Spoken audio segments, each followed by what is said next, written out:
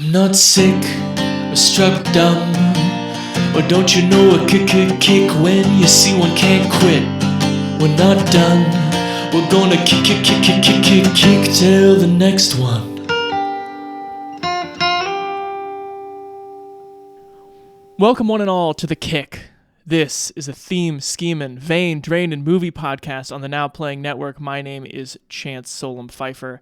I am your host for this, a brand new series. Today we embark on a Vampires of America kick, covering movies where the nocturnal undead are visiting havoc upon the USA. Though for the first episode, we should be calling the series Vampires of the Americas. More on that in a second. All the action on this kick, if y'all feel like watching along, leads up to Sinners in April. That's the new Ryan Coogler, Michael B. Jordan film set in the 1930s South, plus vampires. But this series begins even further south, in Texas, and then in a Mexican border town. Yes, we are talking From Dusk Till Dawn, one of the most pronounced, well, what if this meets that genre mashups in recent movie history. George Clooney and Quentin Tarantino play two bank-robbing brothers who are fleeing the country and decide they need to commandeer the RV of an unsuspecting family to sneak into Mexico. That family is led by the now faithless minister, played by Harvey Keitel, and his two teenage children, played by Juliette Lewis and Ernest Liu. There's no need for anyone to get hurt in this situation. George Clooney's Seth Gecko assures the hostages. They just have to rendezvous with an associate at this biker bar, and then everyone's home free, except that biker bar is run by vampires. Here to discuss From Dusk Till Dawn, he is a pop culture journalist, and you can find his words at Paste, the AV Club, Vulture, and many other places. He hosts the podcast The Scares That Shaped Us, where he interviews horror writers about their own work and the writing that influenced them. Matthew Jackson, welcome to the show. Hi, Chance. Thank you for having me. I did not realize I was the first, the inaugural episode of this series. That's cool. I'm jazzed that you're the first person, and always feels good to record early, right? Sure, yeah. Have some banked up. Absolutely. Any interest in Sinners in April? Is that a movie that's on your radar at all? Oh, absolutely. I have, for whatever reason, lately been on this weird kick of not watching too many trailers for things, but I caught a trailer for Sinners in a theater a few weeks ago, and immediately, Ryan Coogler, I was down already, but seeing the trailers, I'm like, I cannot wait for whatever this is, particularly given my own little interest in like Delta blues, Mississippi Delta blues history and things like that. It feels like it's got nice. That vibe. Yeah. Yeah, it seems like there's a big portion of it is tied to music and juke joints and such. Yeah. That'll be cool. But I wonder first, Matthew, if we could start, if you would tell me a little bit about your history with From Dusk Till Dawn, when you first saw it, how it stuck with you over the years, if it has. So I believe the first time I saw this film I was probably about 16, 17. So it would have been maybe 8 years after it came out. And what basically happened is what I'm sure happens to a lot of film fans, which was I really liked Pulp Fiction. I really liked Reservoir Dogs. And then a friend of mine said, well, Quentin Tarantino made this movie with the guy who made Desperado, Robert Rodriguez, and it's got vampires in it. And I went, what? And they shared the DVD with me. I went home, watched it, had a blast with it. And, yeah, so it fits into that fun teenage movie night kind of thing for me. Yeah. Is that the right age to have seen it, do you think? It was for me. I was blown away by it. And we'll talk more about why, I'm sure. It absolutely has that vibe. It's one of those films now that I feel like gets weirdly lost in the shuffle when talking about both of these filmmakers. But it has such a deep bench of talent, and it's so packed to the rafters with Easter eggs and nods to the history of horror that you can, like, the more informed you become as a fan, you go back and watch it every few years, you find more stuff. So it's fantastic that way too. Everybody be cool. You be cool. Somewhere in the middle of nowhere. Low profile. You understand the meaning of the words low profile? Sure. Two of America's most dangerous criminals have taken hostages. What is this? It's called a punch. I'm going to ask you one question, and all I want is a yes or no answer. Do you want to live through this? Yes. Okay, Ramblers, let's get rambling. One night is all that stands between them and freedom. This is my kind of place. But it's going to be one hell of a night. We might be in trouble. We got a bunch of fucking vampires out there trying to get in here and suck our fucking blood. Now, their only chance is to fight back. Oh, yeah!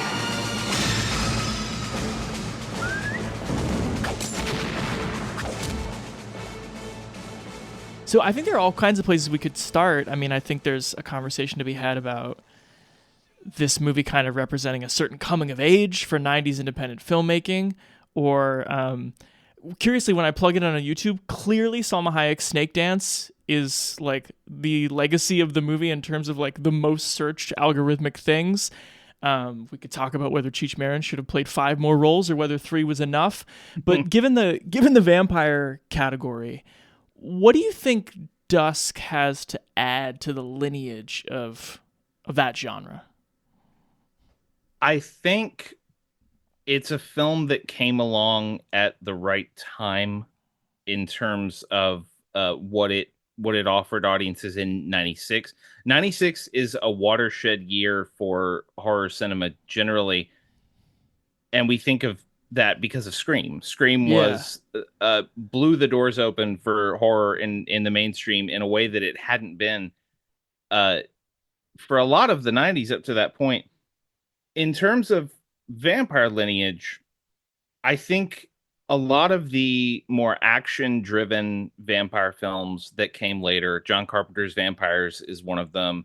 Even when you get into stuff like Underworld and Van Helsing, I think that this film with this roster of talent coming along when it did gave a lot of people license to go, okay, we can play more with this. Like let's blow this out even further and see where else we can go with it. And looking even further to like 2025, I think like you said, it's this amazing culmination of what independent cinema had done up to that point. And now like everyone goes and makes a Marvel movie. That's the standard like social media joke. If someone wins Sundance, the next thing they're going to do, they'll get a deal at Marvel and they'll go make a $200 million movie with Ant-Man in it or whatever. But it didn't used to be that way exactly. And it was kind of Tarantino and Rodriguez choosing their own destiny a little bit with this film. And I think that's the inventiveness and fun of this film is sort of an important touchstone to look back on.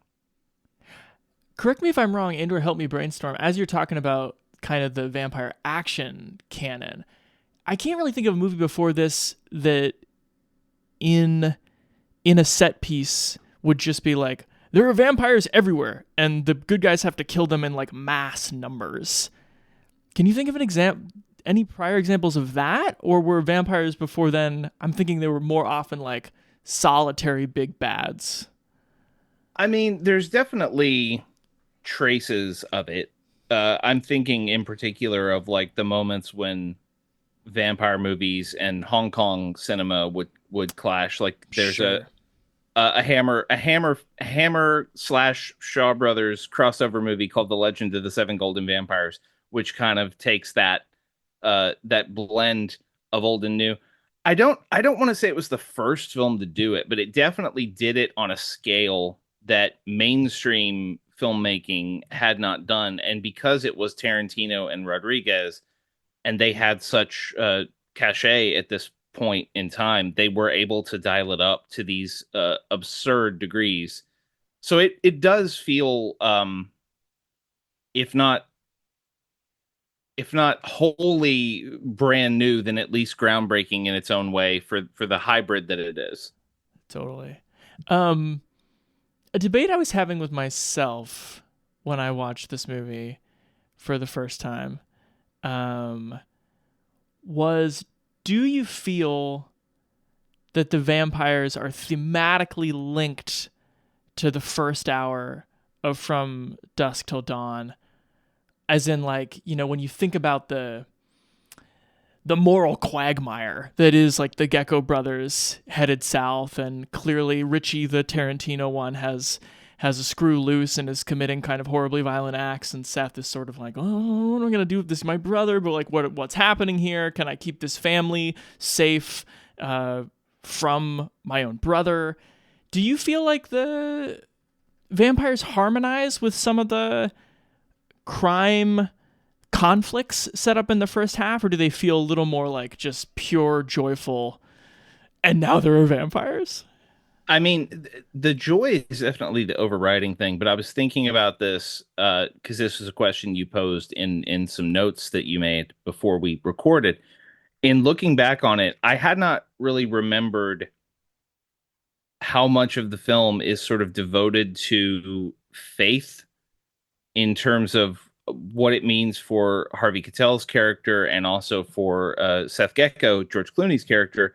I had not remembered that there's an entire little break in the action where Seth Gecko has to essentially explain to Jacob, Harvey's character, like, look, I was a complete atheist about all this bullshit. I'm sorry, can I swear on this show? Or of course, go for it. Okay. I was a complete atheist about all of this, and then vampires crawled up out of this bar and ate my brother. And now I am forced to contend with the reality that there are, he calls them devils. Yeah. So, and he says, if there are devils, then there's a hell. And if there's a hell, there has to be a heaven. And he says, I've changed my entire tune in the last 30 seconds. And thematically, the vampires they're just fun vampires, but thematically, they create this moment of convergence between a man whose faith is ticking up and a man whose faith is ticking down with Seth and Jacob, and their respective willingness to meet in the middle and find a way through what Seth terms literal hell. Actually, our best weapon against these satanic cocksuckers is this man. He's a preacher. As far as God's concerned, we might as well all be a piece of shit, but he is one of the boys. Only one problem. His faith isn't what it used to be. I've had enough of your taunts. I'm not taunting you, Jacob. We need you. A faithless preacher doesn't mean shit to us. A servant of God can take a cross and shove it up these monsters' asses. A servant of God can bless the tap water and make it a weapon. I like it. Yeah, there's a way in which the sudden appearance of the undead is kind of like a great unifier, and it also sort of like wipes the slate clean a little bit. Like, I think that the fact that Seth has had to deal with Richie, and it's like this question that's hanging over the movie of like, what am I going to do with this like loose cannon to whom I owe my life, and I need to make sure he doesn't do any more harm. The fact that he's infected by the vampires is almost kind of just like, well, now I don't have to worry about it. And and he does say, he has that last moment of like, I'm sorry that I couldn't bring you peace in life, but here's some peace in death. Yeah. So yeah, there's definitely linkage there. I'm with you. Yeah. I'm curious. So this movie to me has sort of aged interestingly. It does feel like a real artifact in a way. And I know part of that's probably me kind of experiencing it for the first time in 2025, which is a sort of bizarre way to meet the movie, where it's just like you get both the mid-90s-ness of it all, and then, of course, the grindhouse 70s influences that these dudes are obsessed with. There are these different like ways in which it feels a little bit, I don't want to say frozen in time, but really, really indebted to the specifics of time. I'm curious for you, Matthew, one, is that a fair characterization? And two, what part of its kind of 1996-ness is the loudest now 3 decades on? The loudest, and I'm coming at this from a like film nerd, film history angle, so bear with me, listeners, but like the context behind this film makes it one of the most 90s movies ever made, because the context is this was a thing that Quentin Tarantino was doing for Howard Kurtzman at K&B Effects before he was Quentin Tarantino. He was still a screenwriter trying to sell scripts, and Howard Kurtzman wanted to make this vampire movie, and he hired a young Quentin Tarantino to work on it. Then Quentin Tarantino became Quentin Tarantino. Reservoir Dogs came out, Pulp Fiction came out, and then in the midst of him working on Jackie Brown, he went to Miramax and said, "Hey, I got this vampire script that I did for the K&B guys. I want to work on this." And they said, "You're Quentin Tarantino. You are the hottest director in the world right now. Whatever you got." And the other important influence, obviously, is Robert Rodriguez, who at that point had won the world over with his kind of DIY filmmaking in El Mariachi, and then made Desperado his follow-up, which took the El Mariachi sort of seat of your pants action aesthetic and blew it up with a much bigger budget and a big star with Antonio Banderas. And those ingredients alone are enough to make it an incredibly 90s movie, because the influence that those two guys had on crime cinema, which in addition to being a vampire film, this is a crime film, on crime cinema in the 90s cannot be overstated. They, along with like Guy Ritchie, absolutely blew up by doing sort of postmodern takes on crime films that also delivered the goods.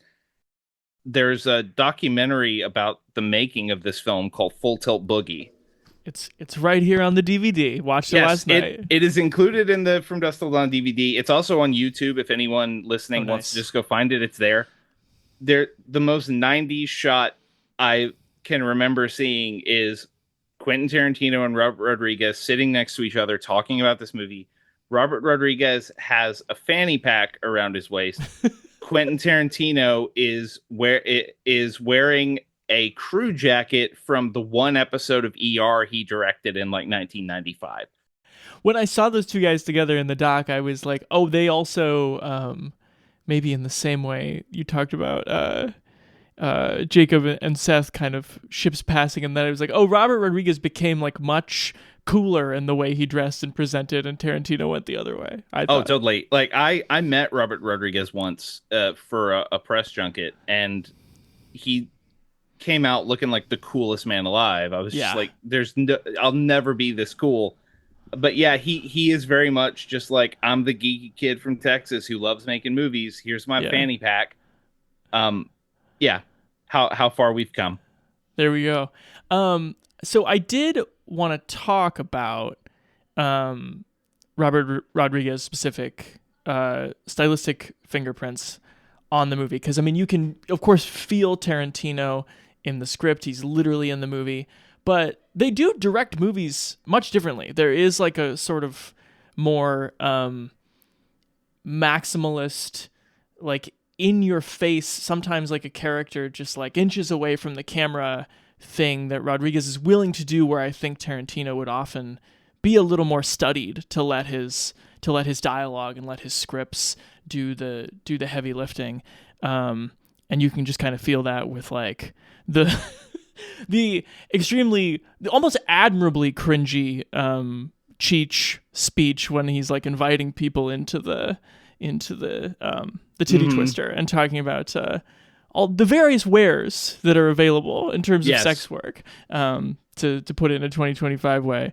But what other kind of Rodriguez style fingerprints do you see here, Matthew?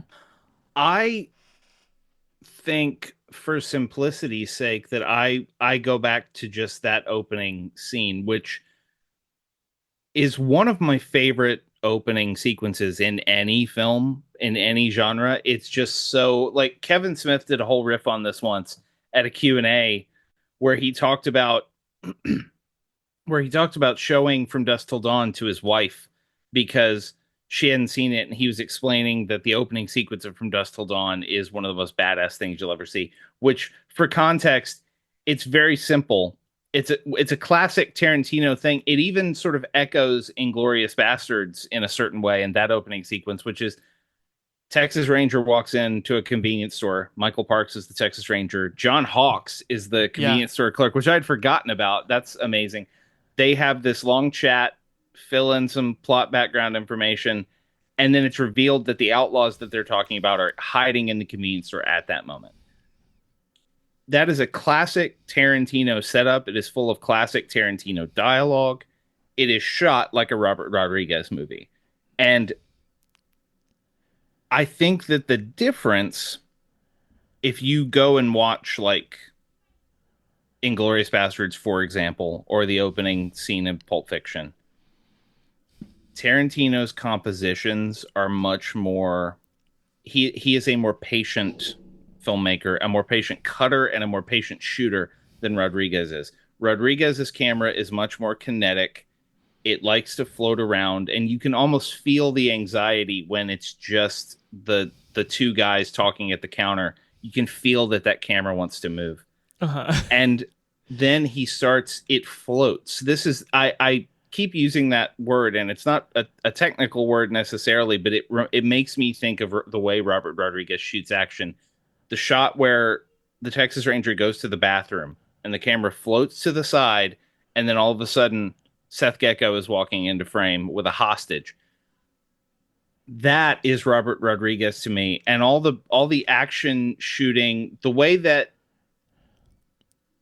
when the shootout starts and John Hawkes shoots Richie Gecko in the hand, and that makes Seth Gecko mad, so he pops up out from behind a shelf, and George Clooney does this amazing, like, primal scream as he's emptying bullets at this guy. The way the camera keeps, like, tracking, and it keeps getting closer and closer and closer.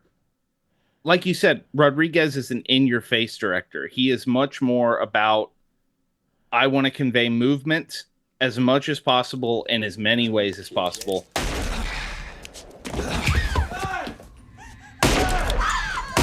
What is that about? He signaled the Ranger.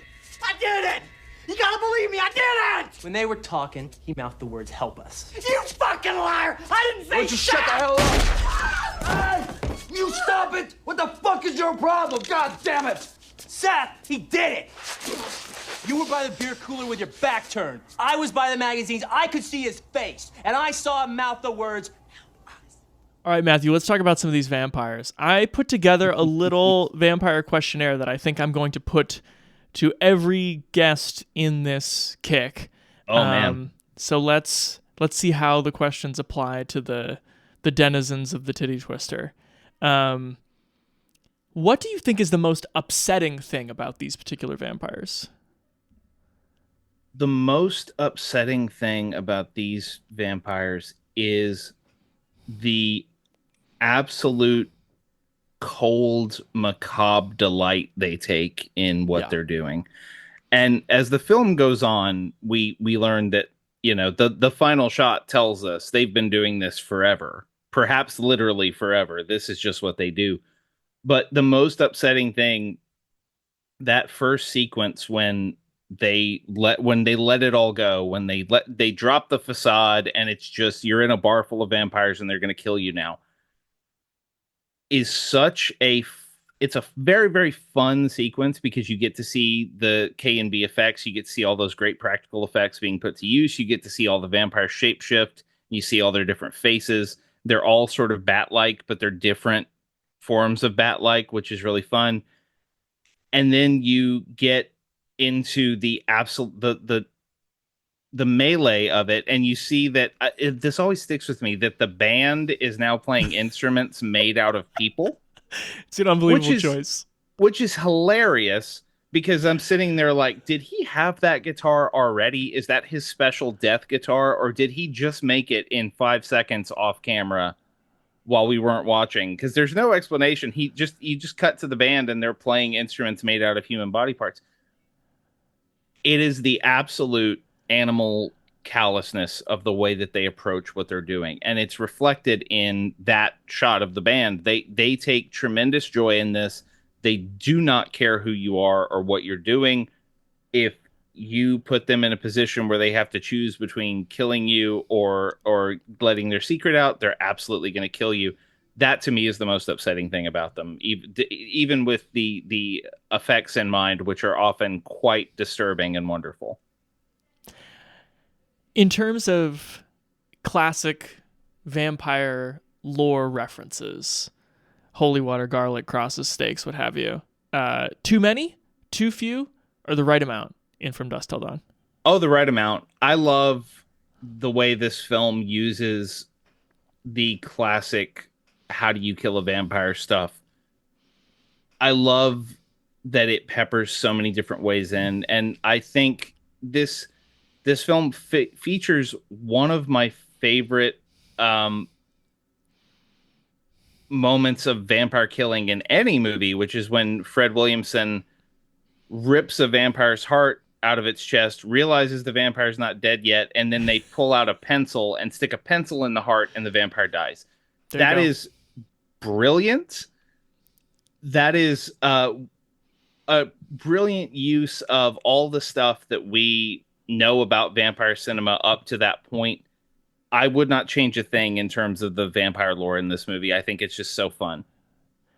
And great when they start rating all the different things the vampires have stolen from the trucks through the years. Yes. Condoms, water guns, different holy water dispensing material. The condoms filled with holy water is also one of my favorite bits in any vampire film. That's amazing. That's a good one. Best way to kill them, according to this movie? Oh gosh. Well, it does do a thing, doesn't it? Doesn't it let you shoot them in the head? Isn't that the thing that they? I think that's allowed. Yeah. I think the idea there is, in a lot of vampire lore, decapitating a vampire will also kill it. Yeah. But it feels a little more zombie movie-ish the way that they deal with it. The best way, though, is go for the heart, because then you get to do those amazing things that they do with pool cues. And, of course, I just mentioned the pencil trick. Yep. This is a particularly complicated question for this movie, Matthew, but on a scale of Count Orlok to Edward Cullen, how hot are these vampires? Oh, well, these vampires, plural, are somewhere in Orlok territory. They're very monstrous. They're very, especially in the end, when you get the vampires who weren't at the bar, who then fly back home to be part of the final assault. They made no effort, seduction-wise. Yeah, no. But the like you said, it's complicated because you have Salma Hayek dancing and looking like probably a top 10 contender for the best anyone has ever looked in a movie. Yeah. Salma Hayek in that sequence, which, by the way, I see you, Quentin Tarantino. I see you writing yourself into a scene where you drink whiskey off Salma Hayek's foot. I see you. It's not lost. Anyway,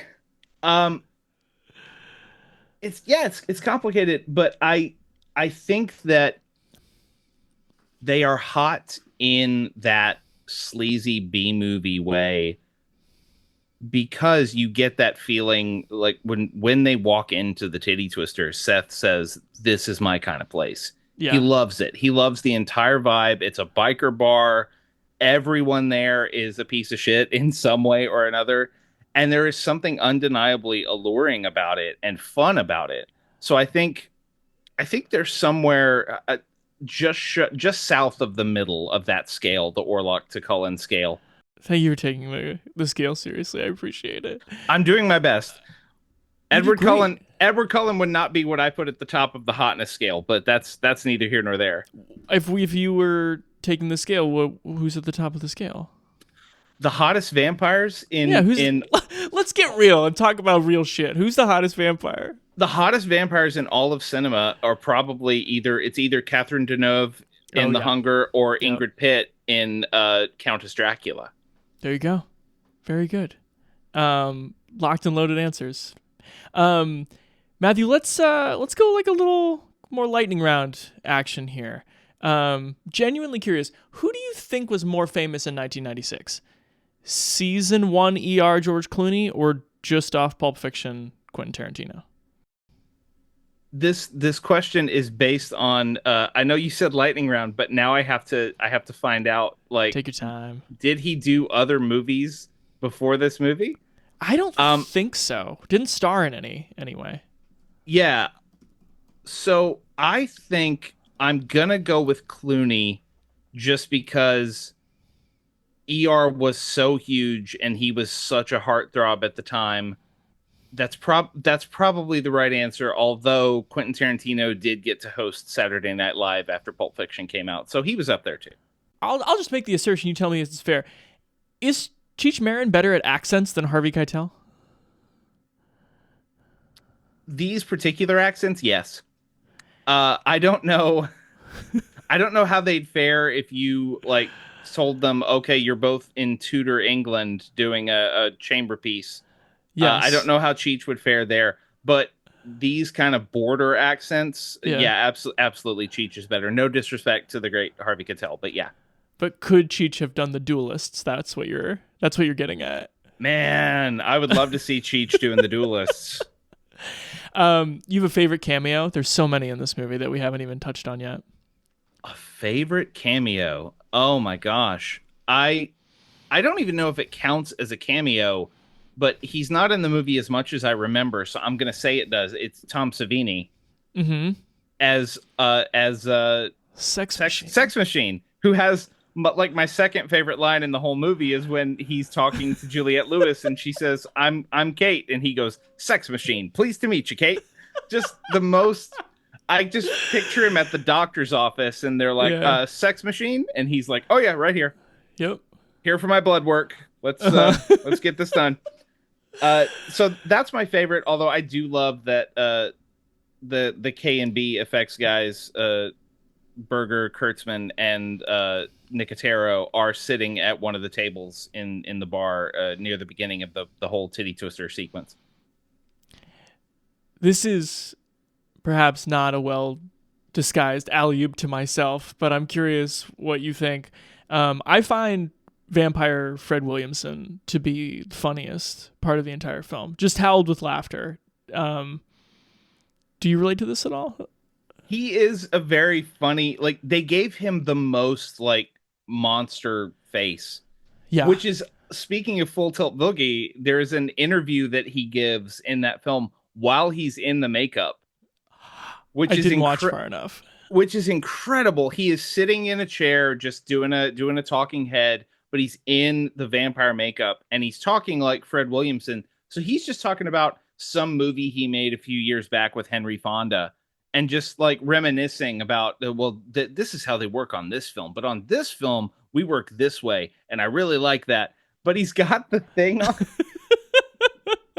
So that added to the comedy of it. But yeah, he is just a funny character in general. And I love his willingness to ham it up for this movie.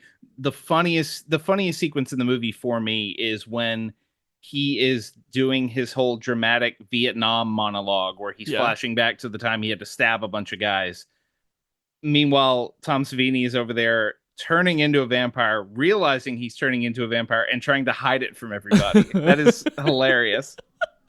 And yes, right after that, I think he bites Fred Williamson, and there's this way in which Fred Williamson is like, now it's time to like really show off my martial arts like hand pose, and throws Tom Savini through a window, which then of course lets in thousands of vampires, and that's when you see Williamson's face is now like twice as wide. And when the bats are coming around his face, that's funny. That's so great.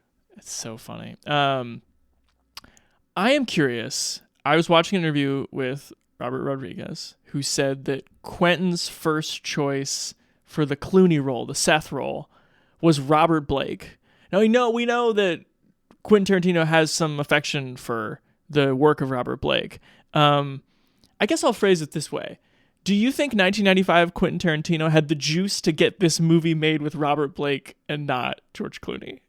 I think he had the juice. I think it would have happened. I don't know if it would have been quite as uh, lavish as it turned out to be. Not that this movie cost $100 million or anything, but I think he could have pulled it off. I don't think it would have worked very well. Robert Blake obviously has that tough guy history in his acting. Although now everyone knows him as the weird guy from Lost Highway. But yeah, I don't think the movie would have worked because there is an inherent sexiness to George Clooney that Robert Blake in 1996 was just not going to give you. No disrespect to possible murderer Robert Blake, but sorry, no, he was acquitted. He was acquitted. Careful. He could have gotten it done. It would have been a very, very different movie because I think that Clooney, in addition to just being peak Clooney and being like really sexy and appealing in the role, he has this big brother quality to the way that he deals with Richie and this tenderness in the way that he deals with Jacob that I think Robert Blake's tough guy persona just would not have gotten there. Totally. There's a way in which Clooney gets better as the movie goes on, in my opinion, because like he is like an inherently like steadying force. So the more that he can kind of bring these actors together, I buy him more than I do at the beginning when he's like more on the waving a gun around thing. Yeah. Blake would not have had that similar journey, I don't think. Yeah. Fave quote, Matthew, I'm going to give you 3 options. You're totally free to toss out more. This is from Jacob to Seth. Are you such a loser that you can't tell when you've won? After they get out of the bar at the very end, Seth says to Carlos, why the hell did you pick this place? He's just like, one place is just as good as another. Or the final line from Seth, sending Kate Juliette Lewis back to America. No, you're not going to come live with me. I may be a bastard, but I'm not a fucking bastard. Yeah. My actual favorite line in the movie is, don't you ever fucking run on us because I've got 6 little friends and they can all run faster than you can. Ooh, nice. That's my favorite line in the movie. And then Sex Machine, pleased to meet you, Kate. Of those 3, I think the Jacob line is the most potent. Like we were talking about the crisscrossing of their arcs and the way they work together. And that is an amazing speech. That is the one thing we haven't talked about yet is the Western cinema overtones that this movie owes a lot to. Cause like it's 2 outlaws trying to find a hideout. Like it's a classic Western movie setup. Yep. And that sounds exactly like the kind of thing that like the preacher in a small town would say to the outlaws who are still trying to be the tough guys. So that to me, that's the Howard Hawks fandom and Quentin Tarantino coming through with that one. I love that line. Matthew, can I get you out of here on one of the recurring segments on the show called Truth or Trivia, where you get to pick whether you want to try to answer a trivia question or be truthful about a film-related query. Oh, let's do both, and if I get the trivia question wrong, you can cut it out. Okay, perfect. Can you name, besides this, 3 movies in which Tarantino acted that were not his movies? Oh, Desperado. He's in Desperado. Very good. There's a film, an Eric Stoltz movie called Sleep With Me that he's in. He gives his famous take on Top Gun. And I don't think I can name a third film. The thing that comes to mind is when he was the big bad on Alias for like 4 episodes. I'll totally count it. That's great. He's also in Adam Sandler's Little Nicky. Oh yeah. Okay. There's another one. Can I force you into the truth question as well? Yeah, go for it. What's your favorite movie set in Texas? Oh gosh. My favorite movie set in Texas. I'm going to go with my gut, pun intended, and say the Texas Chainsaw Massacre. Totally. That feels like a good answer. As a horror guy, it still holds up. It is still a brutal experience that makes you feel like you're going insane every time you watch it. And it was shot like 40 minutes from where I live in the area where my mother-in-law lives now. So, Oh, wow. I will always go to bat for Texas Chainsaw Massacre. I also will say the Coen Brothers' Blood Simple is one of my favorite films, and that was also shot sort of around the same area, actually, in Central Texas. So, yeah, those two. Great shouts. Matthew, it's been so much fun talking to you. Thanks for doing this. Would you like to plug anything on your way out? Just my podcast. Like Chance said, I have a show called The Scares That Shaped Us, where we talk to a different horror writer each week about a foundational horror story in their lives. We've had a lot of cool names on: Stephen Graham Jones, Grady Hendrix, Clay McLeod Chapman. We've got some cool stuff coming up. You can find us on Blue Sky at Scares Shaped Us, and you'll find links to all of our episodes. Super. I'll share the pod in the show notes of this as well. Well, thanks for chatting and picking a real fun one and taking us back to the cultural filmmaking landscape of 1996, Matthew. My pleasure. Thanks for having me.